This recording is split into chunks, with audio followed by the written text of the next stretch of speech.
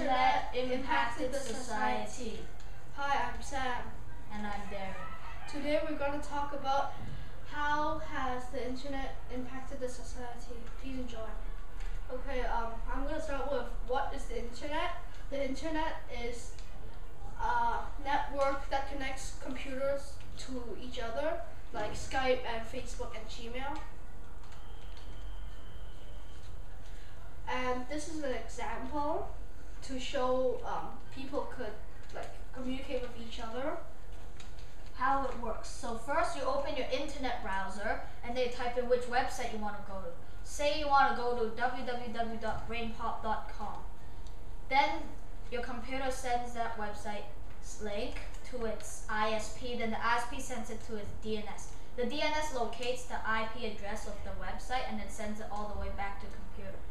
Then the IP address goes through the backbone of your computer and goes all the way to where the server www.brainpop.com is and sends all the information back to your computer. Now we're going to talk about the positive impacts and the negative impacts. We'll start with the positive impacts. There are a lot of positive impacts, and some of the impacts are that you could have access to a lot of information rather than buying books, a lot of books. You could just type the words on Google or Yahoo, and there's a list of websites so that you could check. It could reduce the use of paper so that you could be eco-friendly, so that you could save paper and don't need to chop off wood, so that you will need to make paper because that'd be bad to the environment. And lastly, it's for free, so that you don't need to pay for books, right? It's for free. The internet is for free. Next, I'm going to talk about the negative impacts of the internet. So first, cyberbullying might happen, and there might be privacy disadvantage, and you could be hacked. And also, you could be tricked online. Here's an example of being tricked online. So this article is about Alibaba.com tricking the customers into buying stuff. So first, they say that their server has a problem and they cannot receive the money. So they tell the customers to pay at a certain bank. So that means Alibaba gets double the money. Also, the goods that the customers bought was never delivered.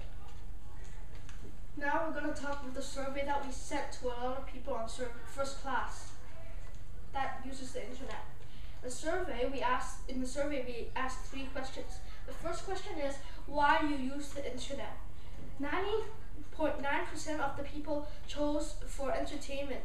That means that the internet has a lot of entertaining things and it entertains the people to use it.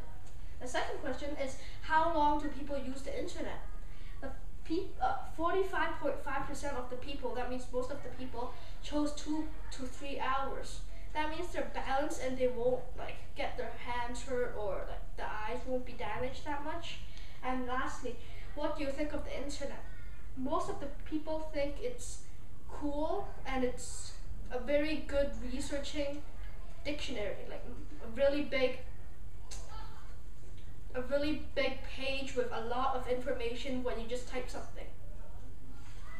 The internet has a really big history of it. So we decided to write a timeline to explain it. It starts from 1837 to 1992. So at 1837, Samuel Morse invents the telegraph, and here's a picture of a telegraph before. And this is the Morse code, the kind of language that the telegraph uses. But the internet was actually invented for a communication tool that couldn't be bombed by the enemy. It was because the telegraph uses a satellite to transfer information. If the satellite was bombed, then you will lose communication signals. And it will be really hard to communicate with people far away. And this is our original mind map. This is our primary resource.